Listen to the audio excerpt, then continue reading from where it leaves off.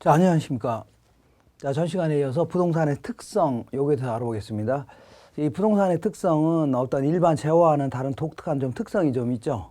대표적인 게 꼼짝 못 한다든가, 토지를 새롭게 만들 수는 없을 겁니다. 이런 것들을 부동산의 특성이다, 혹은 토지의 특성이라 할 수 있는데, 여기와 관련된 내용들은 용어 자체가 조금 생소한 용어들이 많이 있을 겁니다. 특히나 맨 뒤쪽에 이제 감정평가론 같은 걸 공부해야만 비로소 이해되는 그러한 용어들이 굉장히 많아요. 그렇기 때문에 이 자체로서 제가 지금 설명은 어쨌거나 우리는 뭐 기본 강의, 심화 강의 이렇게 연결시켜서 강의하는 게 아니라 한 번에 강의하는 거기 때문에 일단은 내용은 전부 다 설명을 드릴 겁니다. 그렇지만은 설사 이해가 조금 안 간다 하더라도 맨 뒤로 가셨다가 돌아오셔갖고 다시 한번 보시면 훨씬 더 이해가 좀 쉬워질 겁니다. 끝까지. 때로 우리 그 과목이라는 게 어떤 학문이든 마찬가지입니다. 처음엔 이해 안 된다 하더라도 몇 번 반복해서 돌다 보면은 자연스럽게 뒷부분에서 했던 얘기가 앞에서 나오고 앞부분이 또 뒤까지 또 연결되고 이런 식의 진행되는 겁니다. 그러니까 너무 혹시 뭐 이해가 안 간다,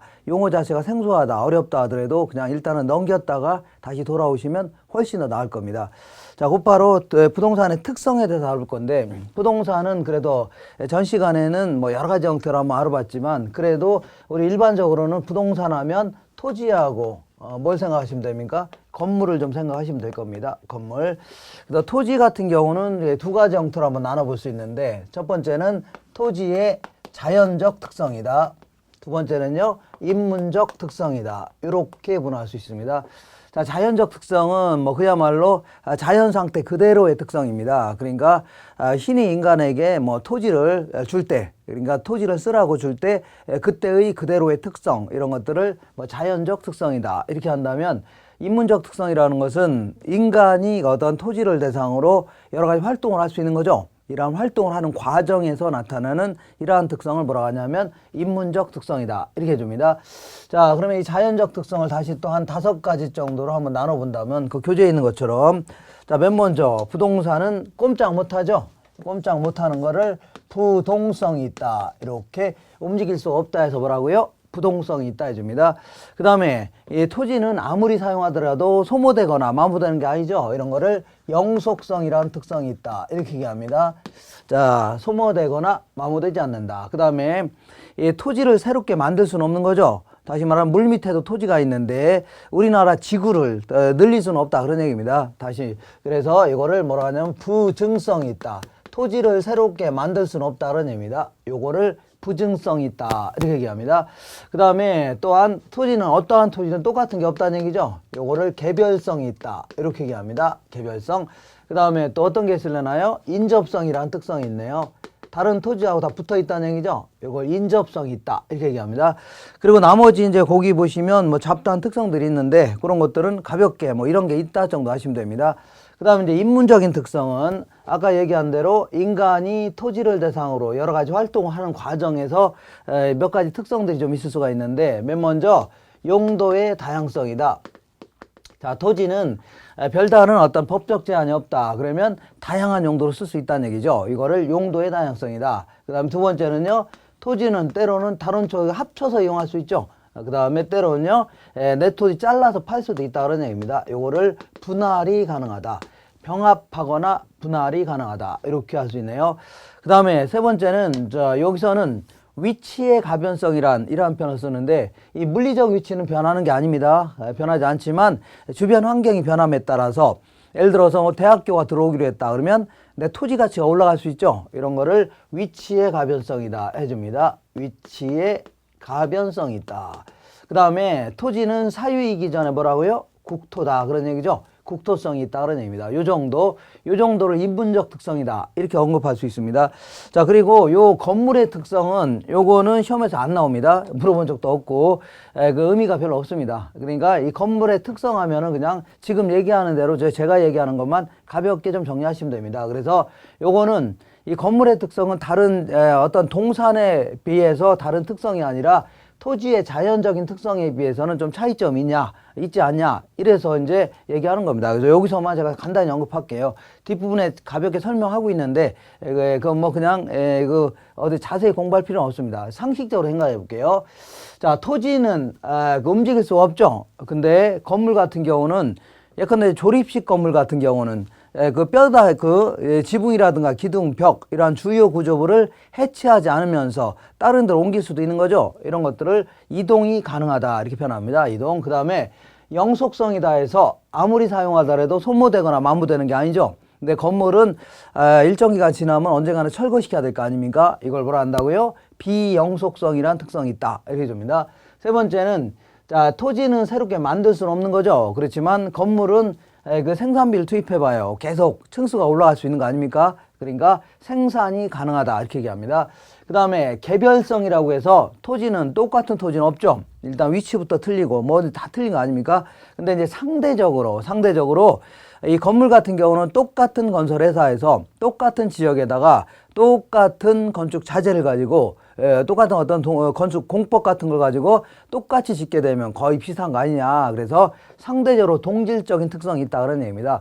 그리고 요거는 인접성과 이 비해서 이 다른 특성이 아니라 자, 이거는 이제 그 종속, 지배 혹은 종속성이라고 해서 이 건물이 어떤 건물이냐. 예를 들어서 이 건물이 어떤 그 주거용이냐 상업용이냐 아니면 철근 콘크리트조냐 벽돌조냐 50층짜리냐 2층짜리냐 이런 거에 따라서 토지의 가치를 지배할 수 있는 거죠. 토지의 가치에 영향을 미친다는 얘기입니다. 반대로 토지가 이게 서울에 있는 강남에 있냐 강북에 있냐 아니면 지방에 있냐 뭐 제주도에 있냐 이런 거에 따라서 이 건물의 가치에 영향을 준다는 얘기죠. 그러면 건물 입장에서는 토지 때문에 영향을 받는다는 얘기죠. 그러니까 때로는 건물이 토지 가치를 지배하기도 하고 때로는요, 그 건물이 토지에 의해서 영향을 받기도 한다. 이거를 지배 혹은 종속성이다. 이렇게 표현합니다. 그래서 그런 것들은 뭐 그런 게 있다 정도 하시면 되는 겁니다.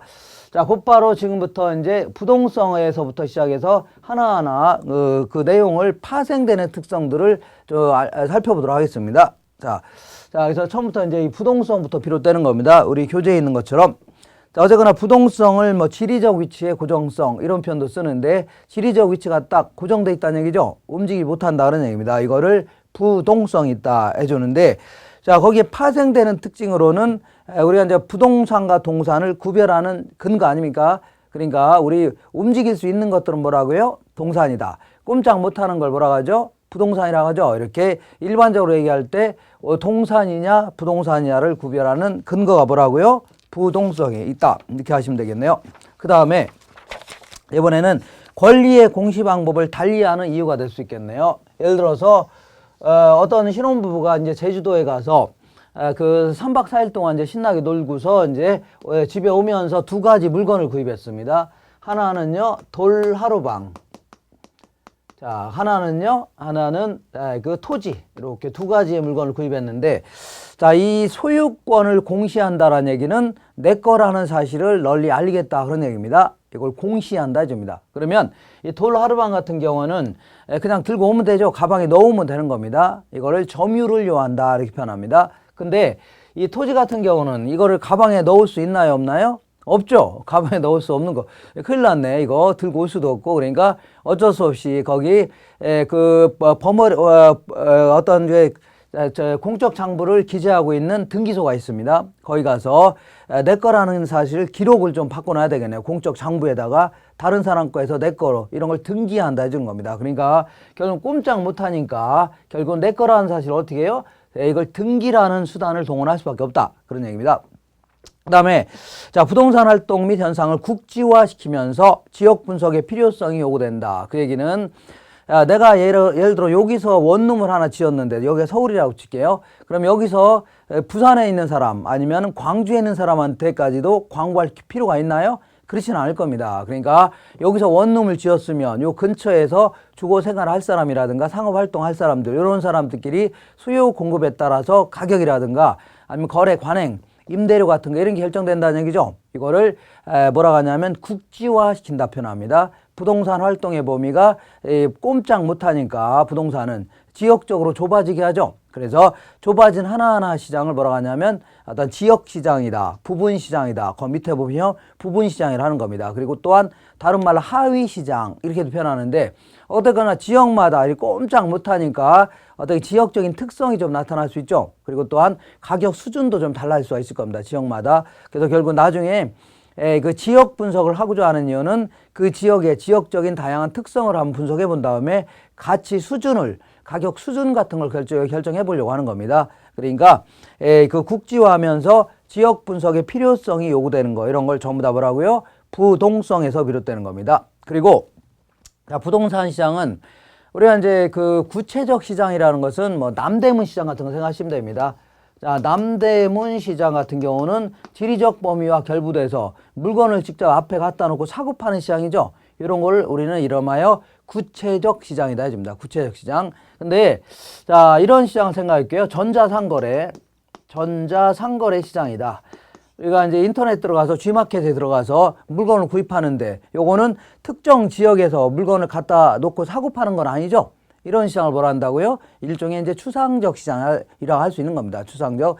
그 다음에 예를 들어서 무슨 성남의 인력 시장이다 해서 새벽에 그 특정 지역에서 인력을 뭐 사고 판다, 이런 것들을 구체적 시장이라 할 수 있지만, 그 노동시장이 유연하다 이렇게 표현할 때는, 아니면 노동시장이 뭐 좋아졌다, 이렇게 뭐 경기가 좋아졌다 이렇게 얘기할 땐 답을 하고요. 추상적 시장이 될 수가 있다는 얘기죠. 근데 이제 부동산 같은 경우는 자 보세요. 부동산 시장은 두 개가 다 될 수가 있는 겁니다. 예컨대 어떤 사람이 원룸을 딱 지어서 분양 직원들 데려다가 그 앞에서 물건을 갖다 놓고 사고 팔 수도 있는 거죠. 이러한 형태라면 무슨 시장이라고요? 구체적 시장입니다. 근데 자, 물건은 저 어디야? 뭐 강원도의 임야인데 거래는 여기서 할 수 있죠. 서울에서. 그러면 결국은 여기서 뭘 거래하는 거예요? 물건 갖다 놓고 사고 파는 게 아니라 거래만 주거니 뭐랄까요? 권리만 주거니 받거니 하는 거 아닙니까? 거래 계약서만 가지고.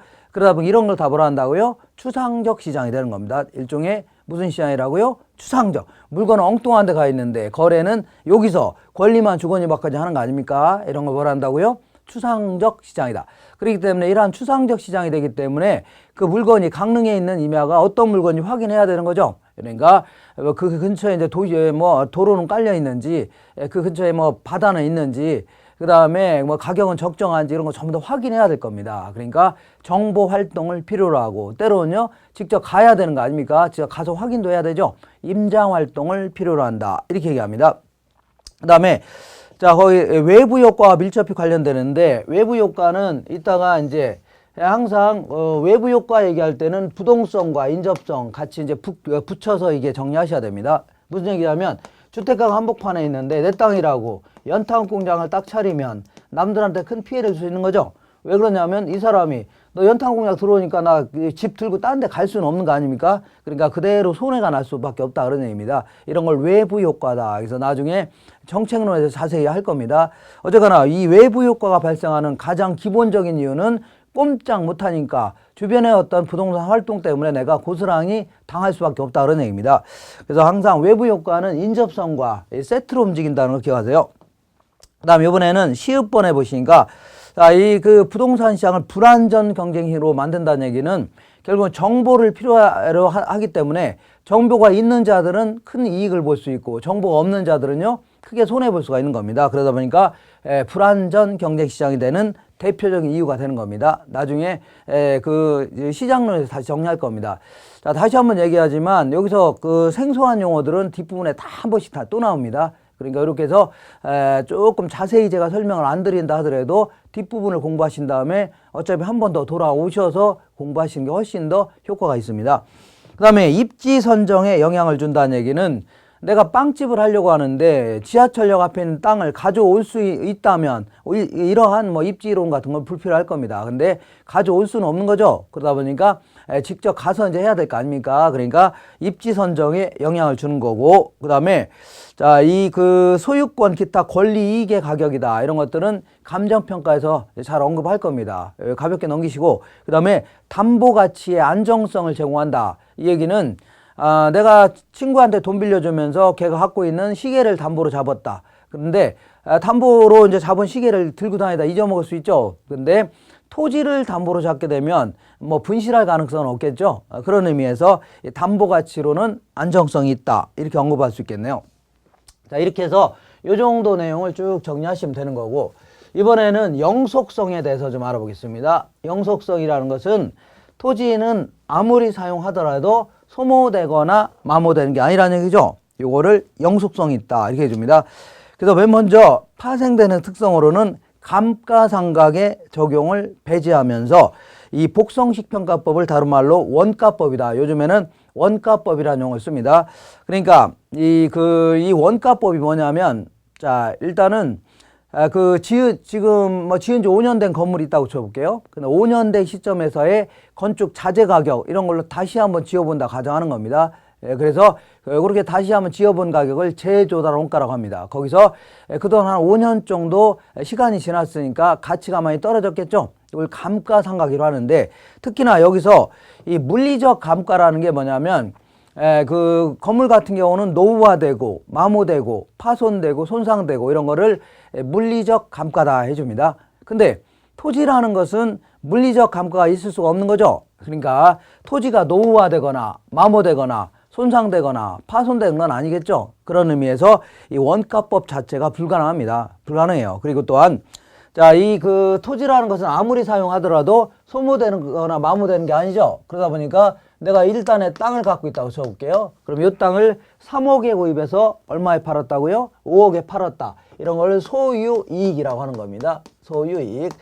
가지고 있으면서 생기는 이익을 뭐라고요? 소유이익이다. 그 다음에 내가 여기다 이제 경작을 하게 되면 이익이 생길 수 있죠. 또한 건물 지어서 뭐 하면요? 임대하게 되면 임대료 같은 거 받을 수 있는 거 아닙니까? 이런 거를 이용이익이다. 이렇게 얘기합니다. 이용이익. 근데 요 땅을 내가 이용하지 않고 다른 사람한테 빌려줄 수 있는 거 아닙니까? 왜냐하면 이 빌려주더라도 이렇게 일정 기간 이렇게 빌려준다 하더라도 토지는 그대로 있는 거죠. 그러다 보니까 이 임대차 시장이 매우 발달할 수밖에 없는 겁니다. 이렇게 토지 시장이 가장 임대차 시장이 발달되어 있는 겁니다. 자, 이렇게 해서 자, 이렇게 소유이익과 이용이익으로 분리가 가능하고, 그 다음에 자, 이 토지 등의 수익이 영속성이다. 그 얘기는 토지는 처분하지 않는 이상은 수익이 뭐라고요? 영원히 발생할 수 있는 거죠. 그러다 보니까 나중에 감정평가론에서 한 해의 어떤 순수익, 미래에 예상되는 순수익을 환원이율이라는 걸로 나누면 곧바로 뭐가 된다고요? 토지의 가치가 나옵니다. 근데 이렇게 계산하는 게 뭐냐면 토지의 수익이 영원히 발생한다고 가정하는 겁니다. 영원히 발생한다면 당연히 뭐라고요? 그대로 나누는 형태로 계산한다. 그런 얘기죠. 그래서 이게 바로 수익 방식의 근거다. 이렇게 생각하시면 됩니다. 그 다음에 토지는 아주 오랫동안 사용하더라도 소모되거나 마모되는 게 아니기 때문에 우리가 무슨 3년 뒤를 보고 갈치를 구입하거나 아니면 2년 뒤를 보고 수박을 구입하거나 이러진 않겠죠. 근데 토지는 무진장 오래 쓸 수 있기 때문에 영원히 어떤 경우는 존속할 수 있는 거 아닙니까? 그러니까 3년 뒤에 지하철이 들어올지 모른다. 4년 뒤에는 쓰레기 매립장이 들어올지 모른다. 이런 거 감안해 가면서 여러 가지 결정하려고 할 겁니다. 이런 거를 장기적 배려다. 다시 말하면 사람들은 자꾸 멀리 내다보면서 여러 가지 의사결정 하려고 한다는 얘기입니다. 이걸 뭐라 한다고요? 장기적 배려다. 이렇게 해줍니다. 그 다음에 소모를 전제로 하는 재생산 이론이라든가 사고방식 이런 거를 적용할 여지가 없는 거 아닙니까? 그죠? 이렇게. 이렇게 해서 뭐까지 알아봤습니까? 영속성에 대해서 알아봤습니다. 영속성. 이번에는 자, 이 부증성에 대해서 알아보겠습니다. 자, 이 부증성이라는 얘기는 늘릴 수가 없다는 얘기입니다. 토지의 절대량을 늘릴 수 없다. 그 얘기죠. 그래서 우리나라 전체 토지가 이만큼이라고 한번 볼게요. 요거 쪼개갖고 요만큼은 현재 바다로 쓰이고 있다. 바다. 왜냐면 바다 밑에도 토지가 있는 거죠. 그 다음에 요만큼은요. 요만큼은 농지라든가 임지로 쓰이고 있다. 농지. 이만큼은 택지로 쓰이고 있다고 쳐볼게요. 건물을 지을 수 있는 땅인 뭘요? 택지로 쓰이고 있는데, 자, 생산비를 투입한다 하더라도 우리나라 절대량 요만큼이 우리나라 전체 토지인데 요걸 새롭게 늘릴 수는 없다는 얘기입니다. 이걸 뭐라 한다고요? 부증성이 따집니다. 부증성. 그래서 아직 수요 공급 이론을 공부를 안 했지만 이렇게 일단 이쪽을 가격이다. 이제 프라이스 이쪽을 퀀터티에서 이제 수량이라 합니다. 그래서 우리나라 이게 이제 이런 게 이해가 안 가더라도 이제 수요 공급 이론 할 때 할 겁니다. 그러면 우리나라 전체 토지가 요만큼이라고 쳐볼게요. 그러면 가격이 이만했을 때 공급하려는 양은 요거밖에 안 되고, 가격이 이렇게 올라가게 되면 자, 이 공급자 측면에서는 공급량을 늘리고 싶을 겁니다. 그렇지만 공급할 수 있는 양은 정해져 있는 거죠. 이게 더 이상 늘릴 수가 없다는 얘기입니다. 그러다 보니까 어떤 형태로요? 이렇게 그려지는 게 토지의 이걸 물리적 공급이다. 이렇게 표현합니다. 물리적인 공급이다. 그래서 물리적 공급은 불가능하다는 얘기죠. 늘릴 수가 없다는 얘기입니다. 이거 왜 그러냐면 부증성이라는 특성이 있어서 그래요. 부증성 때문에 이러한 현상이 나타난다. 근데 이런 경우는 있을 수가 있겠네요. 어떤 경우냐면 만약에 농지에 대한 수요가 증가한다. 그러면 바닷물 이렇게 메꿔서 늘릴 수 있는 거 아닙니까? 그 다음에 택지에 대한 수요가 증가하면요. 농지를 택지로 이렇게 바꿔서 공급이 가능하죠. 근데 그렇다고 해서 우리나라 전체 토지가 늘어난 건 아니죠. 그래도 요 부분이 용도가 바뀌었을 뿐 아닙니까? 그래서 요거는 부증성의 예외가 아닙니다. 이거는 단순히 뭐예요? 용도 전환에 불과한 겁니다. 용도. 이거를 이름하여 경제적 공급이다. 이렇게 표현합니다. 경제적 공급. 그래서 요거는 왜 그러냐면 우리 조금 이따 인문적인 특성 중에 용도의 다양성 때문에 그러는 겁니다. 다양한 용도를 쓸 수 있기 때문에. 그래서 자, 그렇기 때문에 만약 이게 택지다. 그러면 택지 가격이 이만했을 때 이만큼을 공급하고자 했는데 택지 가격이 그 지역이 좋아졌다는 얘기죠. 그럴 경우는 건설업자 입장에서는 농지를 잔뜩 구입해서 이거를 택지로 바꿔서 공급은 가능하다는 얘기 아닙니까? 그래서 공급량을 이렇게 늘릴 수가 있다는 얘기입니다.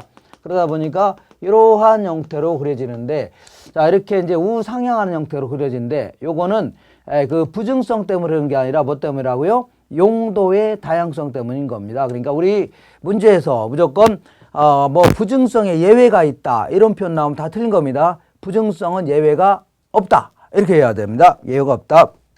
어쨌거나 지구를 새롭게 늘릴 수는 없다 이렇게 생각하시면 됩니다. 절대 늘릴 수 없다. 그러면 농지를 택지로 바꿔서 공급하는 것은 용도의 다양성 때문이다. 이렇게 정리하시면 됩니다.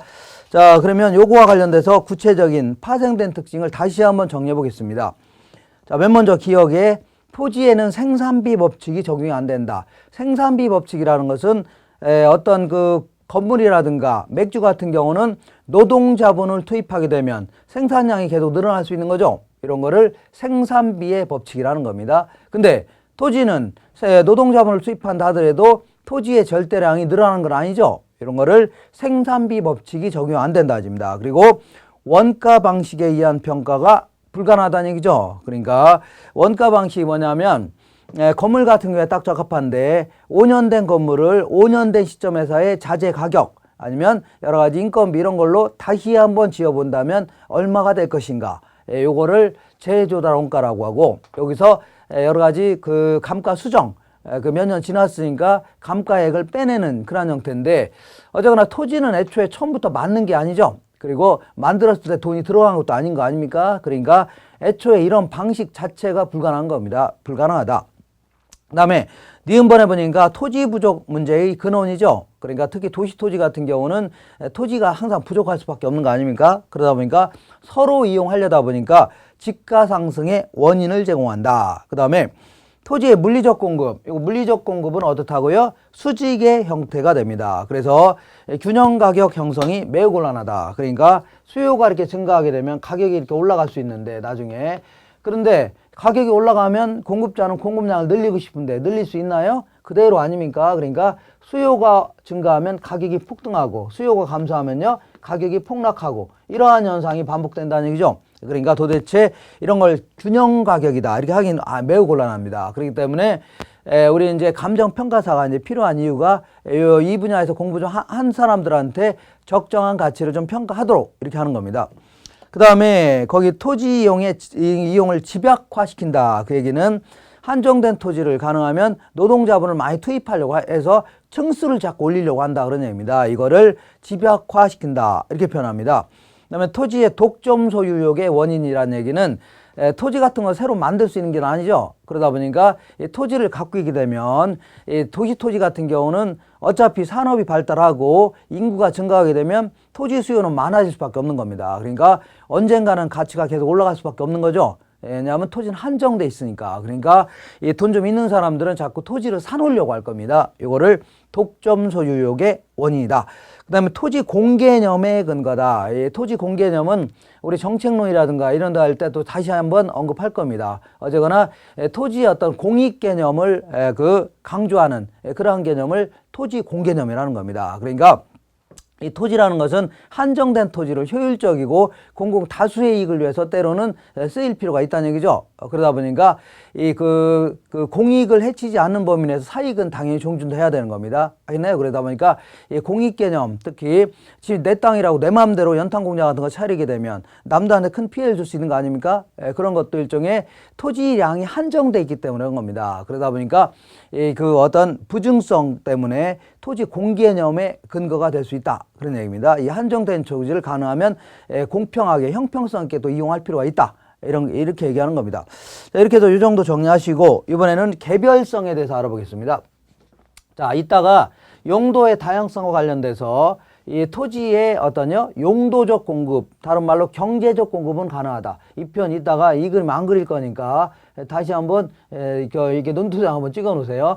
용도적 측면에서 그 용도 전환을 통한 공급은 가능하다. 이렇게. 자, 이번에는 어디에 대해서 알아보냐면 개별성에 대해서 알아보겠습니다. 자, 이 개별성이라는 것은 물리적으로 똑같은 토지는 없다. 그런 얘기입니다.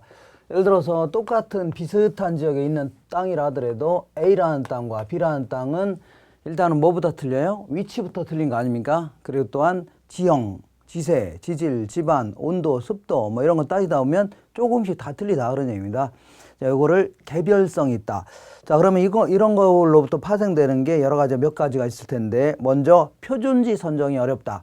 표준지라는 것은 나중에 이제 감정평가할 때 이렇게 어떤 지역마다 이제 대표성을 지니고 있는 땅 있죠. 요걸 찾아내서 고가격을 이제 감정평가사가 평가합니다. 평가한 다음에 그거 위주로 해갖고 이제 여러 가지 개별 공시지가 이런 걸 결정하는데, 아무래도 표준지를 찾아낸다는 게 쉽지만 않겠죠. 그런 의미입니다. 그러니까 표준지 선정이 좀 어렵다. 그런 얘기입니다. 두 번째는 그래도 그것 또한 일물일가 법칙이 배제된다. 그러니까 이 맥주 같은 경우는, 카스 맥주 같은 경우는 전국 어디 가나 특정 일자에는 하나의 물건에 하나의 가격이 형성될 겁니다. 이런 거를 일물일가의 법칙이라 하는데, 아무래도 토지 같은 경우는 1제곱미터당 전국 어디 가나 좀 다 틀리죠. 이런 것들도 일종의 개별성 때문에 일물일가의 법칙이 배제된다. 이렇게 얘기합니다. 그 다음에 물리적으로 비대체적이라는 얘기는 똑같은 거는 없죠. 그러니까 우리가 물리적으로 대체한다는 얘기는 똑같은 거끼리 맞바꾸는 걸 뭐라 한다고요? 물리적 대체를 합니다. 근데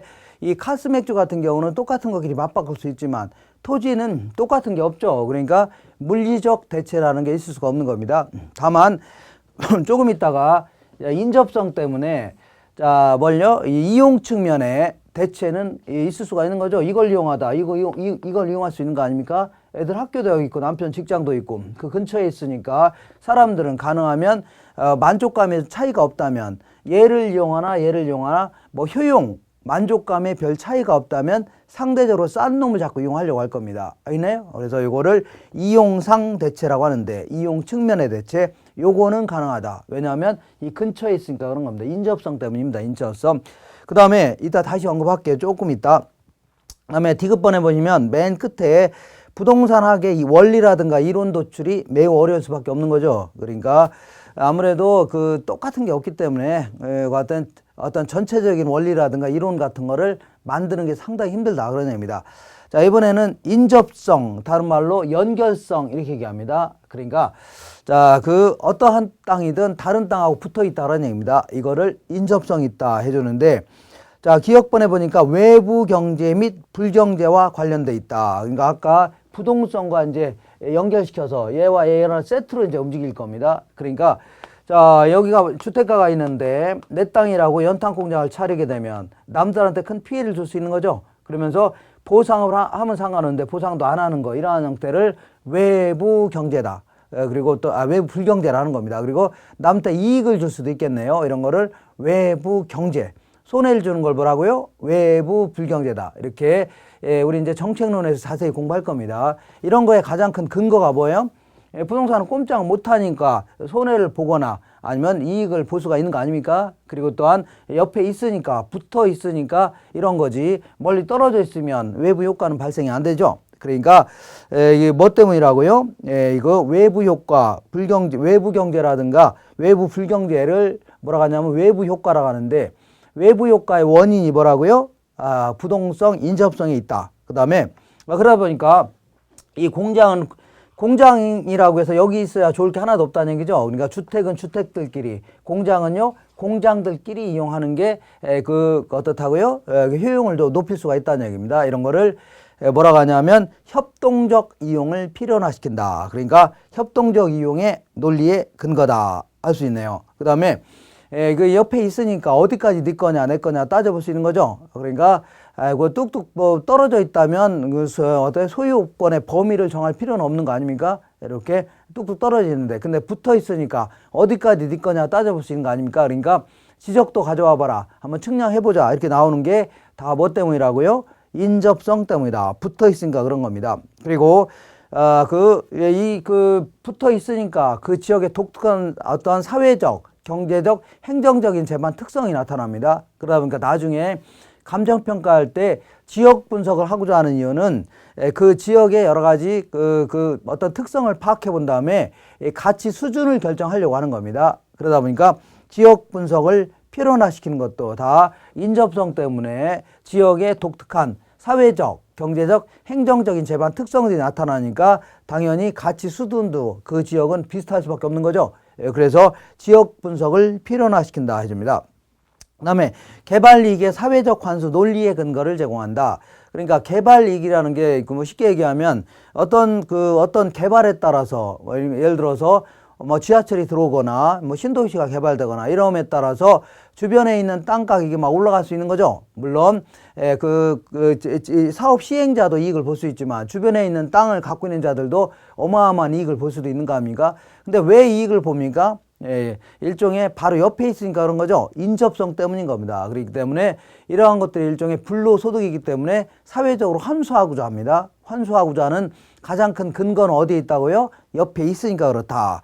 그 다음에 물리적으로는 대체할 수 없죠. 아까 똑같은 거 맞바꿀 수는 없다고 했죠. 왜냐하면 똑같은 게 있을 수가 없는 거기 때문에. 그렇지만 용도적인 측면에서 혹은 이용적인 측면에서는 대체 가능하다는 얘기죠. 그래서 나중에 비교 방식의 근거가 된다 이렇게 되는데 이건 뭐 토지가 아니라 이제 아파트로 한번 예를 들어 볼게요. 아파트 일종의 부동산은 부동산이니까 요거는 이제 대림 아파트고 얘는요 삼성 아파트라고 쳐볼게요. 삼성 아파트. 근데 얘는 대림 아파트 같은 경우는 현재 그 한 평당 얼마냐면 1,500만 원이랍니다.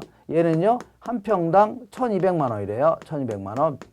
그러면 자 애들 학교도 여기 있고 남편 직장도 있고 이걸 이용하나 만족감에 큰 차이가 없다는 얘기는 뭐 내부 시설 같은 것도 비슷하고 비슷한 지역에 있죠. 그럼에도 불구하고 얘는 좀 비싸고 얘는 싸다. 그럼 뭐하러 이걸 이용하려고 합니까? 이걸 이용하려고 하겠죠. 그러니까 이런 거는 서로 이용하려다 보니까 계속 가격이 올라갈 겁니다. 그리고 얘는 이용하지 않으려고 하죠. 그러니까 가격은 떨어지겠죠. 그러다 보니까 어디까지요?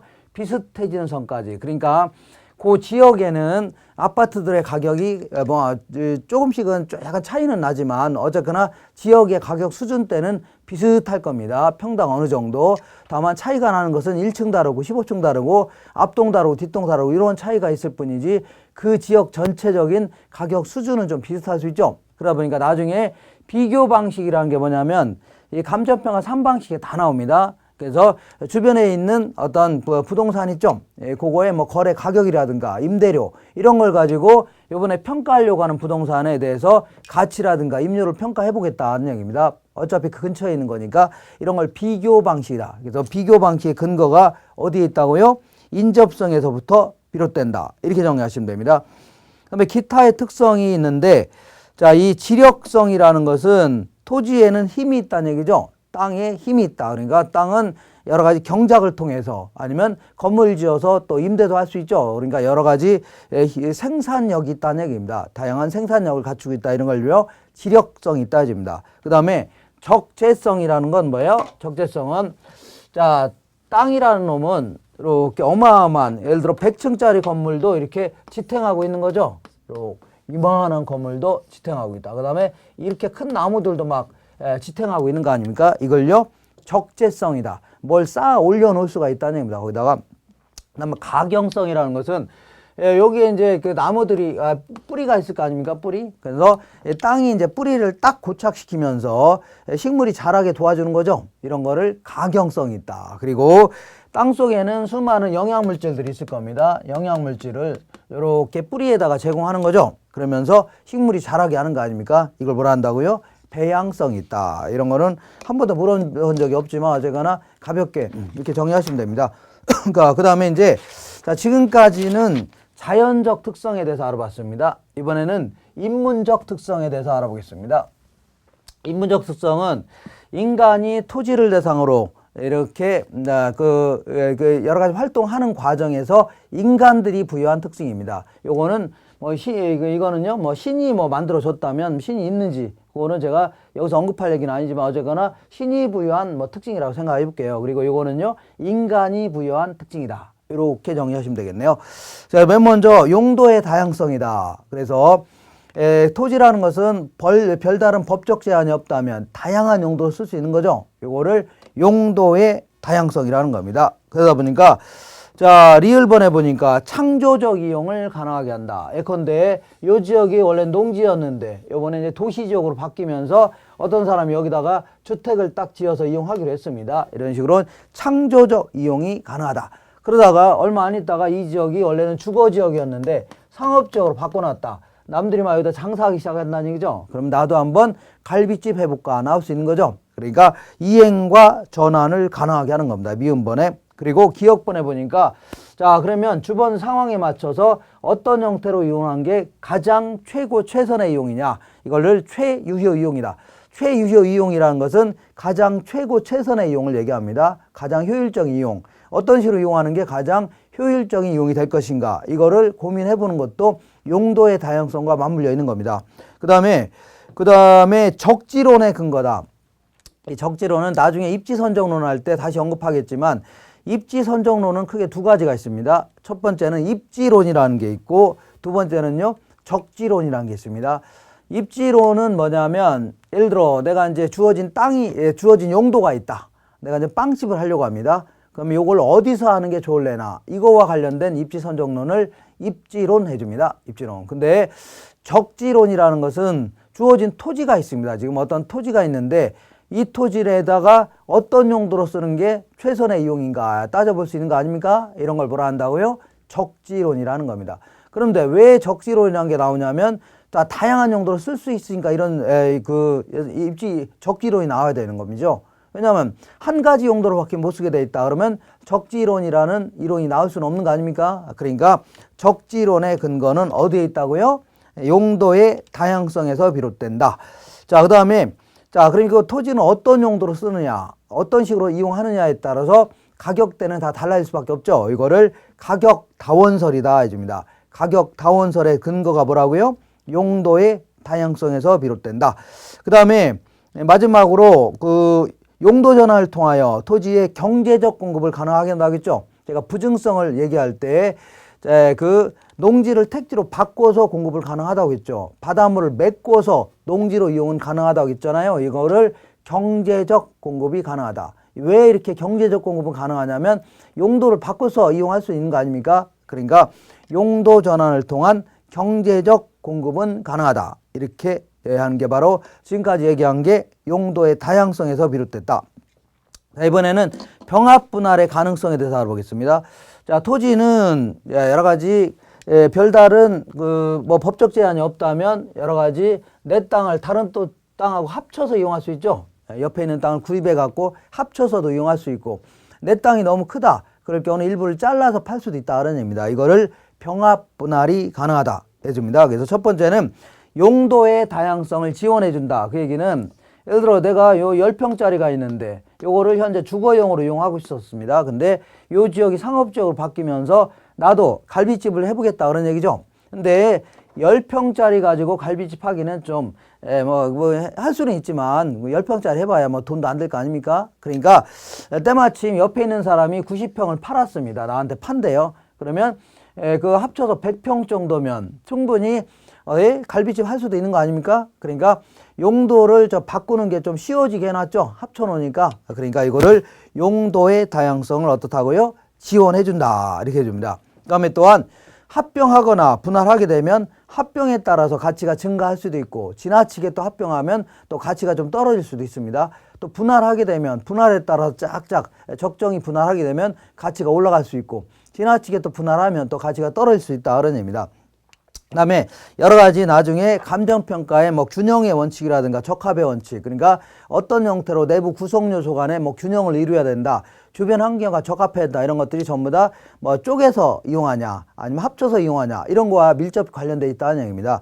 그 다음에 부동성과 함께 작용하여 한정 가격이 존재하게 한다. 한정 가격이라는 것은 일종의 아주 병합하는 과정에서 내가 예를 들어서 그 백화점 같은 걸 차리려고 하는데, 자, 이만한 땅이 좀 필요하다는 얘기죠. 근데 병합하는 과정에서 이만한 사람이 이 땅을 갖고 있는 사람이 안 판다고 버틸 수 있죠.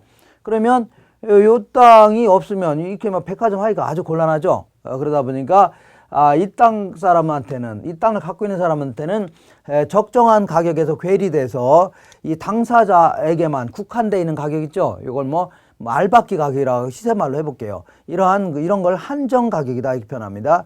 자, 병합하는 과정에서 특정 당사자에게만 국한되어 있는 가격, 이런 거 뭐라고 한다고요? 한정 가격이다.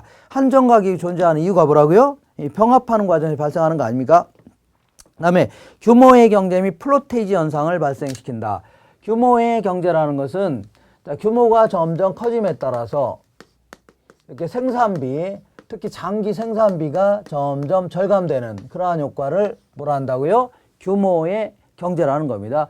자, 그래서 예컨대 어떤 지역이 있다고 쳐볼게요. 어떤 지역에다가 우리 이제 그 편의점 같은 경우는 소량 구입해서 소량 판매하니까 규모의 경제가 발생할 여지가 별로 없습니다. 근데 이마트 같은 경우는 물건을 대량으로 구입해서 대량으로 판매하죠. 그러다 보니까 이 매우 싸게 물건을 구입할 수 있는 겁니다. 특히 농산물 같은 경우는 소위 이제 선물 가격의 형태로 미리 농작물이 자라기 전에 미리 계약한 다음에 포기당 뭐 10원이면 10원씩 해갖고 미리 다 계약이 끝나는 겁니다. 그런 다음에 그 배추가 다 자라면 노란 차 끌고 와서 다 쓸어 오는 거죠. 이런 형태를 일종의 규모의 경제라는 겁니다. 매우 싸게 구입할 수 있다.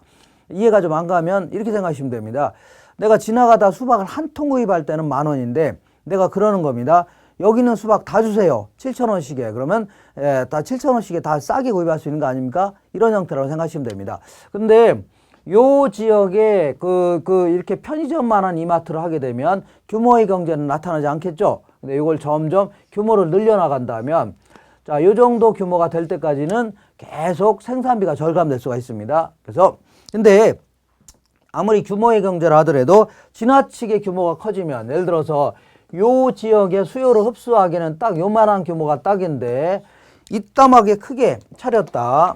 이렇게. 그러면 오히려 운영의 비효율이 나타나면서 더 벌어놓은 돈을 까먹을 수가 있다는 얘기죠. 그러니까 이 규모를 키운다 하더라도 요 정도까지만 키워야 된다. 그러니까 요 정도까지는 이걸 규모의 경제 구간이다. 이거 이상은요, 규모의 불경제 구간이라는 겁니다. 그러니까 규모의 경제 구간까지는 계속 규모를 늘릴 필요가 있다는 얘기죠. 그래서 요거를 플로테이지 현상이다. 규모의 경제 구간까지는 계속 토지를 하필할 필요성이 있다. 그런 얘기죠. 그래서 하필 현상을 플로테이지 현상이다. 이렇게 표현합니다. 이렇게 좀 알고 계시고, 그 다음에 위치의 가변성이다 해서, 자, 토지라는 것은, 자, 물리적으로는 위치가 변할 수 없는 거 아닙니까? 왜냐하면, 자, 부동성이라는 특징이 있죠. 근데, 자, 여기서는 일단에 어떤 토지가 있다고 쳐볼게요. 이 토지가 주변에 이제 대학교가 들어온다. 대학교가 어느 지역에 들어왔다 그러면 가격이 올라갈 수 있는 거죠. 그 다음에 또한 무슨 이렇게 예를 들어서 뭐 지하철이 없었는데 지하철이 들어오기로 했다. 그러면 또 가치가 올라갈 수 있는 거 아닙니까?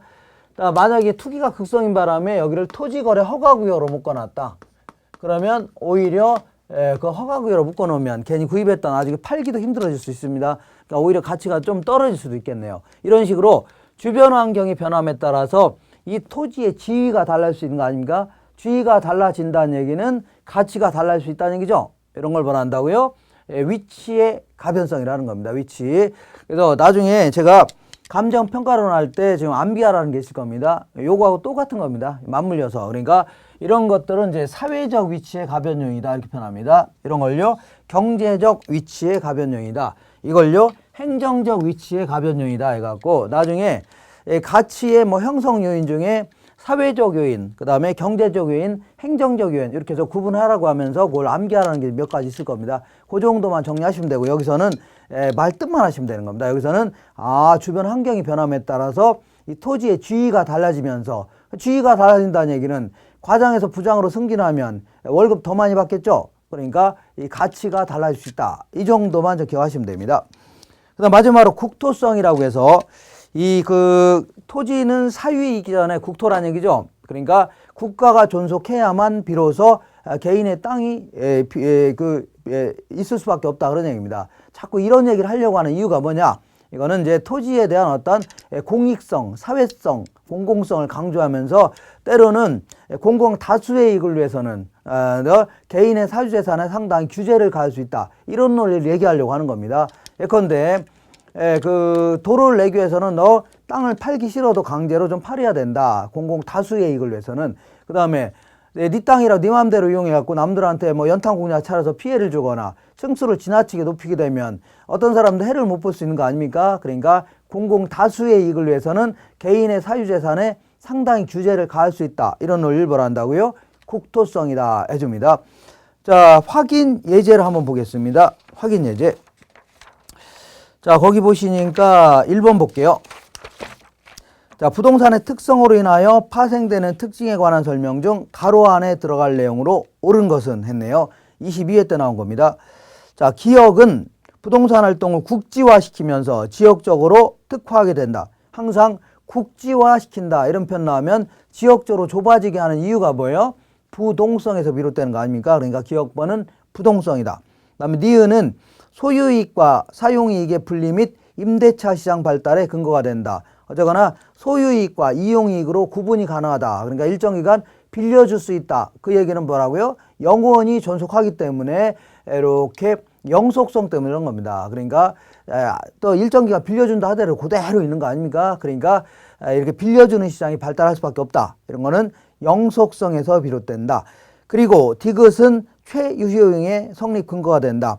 최유효이용은 뭐 여러 가지에서 나올 수 있지만 그래도 용도의 다양성이 좀 용도의 다양성 때문에 다양한 용도로 쓸 수 있으니까 어떤 용도로 쓰는 게 가장 최고 최선의 이용이야 이렇게 따져볼 수가 있는 겁니다. 그리고 또한 때로는요 뭐 우선 다른 부증성 이것도 뭐 틀린 표현 아닙니다. 그냥 한정된 토지를 가장 최고 최선을 이용할 필요가 있다는 얘기입니다. 그러니까 여기서는 해답에 나와 있는 게 그 용도의 다양성 이런 거를 답을 하라고 이렇게 밑에 지문이 주어져 있네요. 그 다음에 리을은 대상 부동산과 다른 부동산을 비교를 어렵게 한다. 비교를 어렵게 한다. 이런 표현 나오면 일단은 개별성이 생각나셔야 됩니다. 왜냐하면 똑같은 게 없다는 얘기죠. 그리고 상품 간의 대체 관계를 제약할 수 있다. 맞바꿀 수는 없다. 그런 얘기죠. 그러니까 이런 것들은 개별성으로부터 비롯된다. 그러니까 이거를 억지로 암기하려고 하지 마시고 계속 이제 읽어보시는 겁니다. 그러면 꼼짝 못하니까 이런 특성이 나올 수 있구나. 이렇게 해서 쭉쭉 눈도장을 계속 찍어본다면 나중에 자동적으로 그냥 요거에 대해서는 이런 내용이 이제 물어보고 합니다. 아주 어렵게는 안 나오니까 최근 들어서 이렇게 해서 몇 가지씩만 딱딱 기억하시면 됩니다. 자, 이렇게 해서 부동산의 특징, 특히 특성, 특히 토지의 특성에 대해서 알아봤습니다.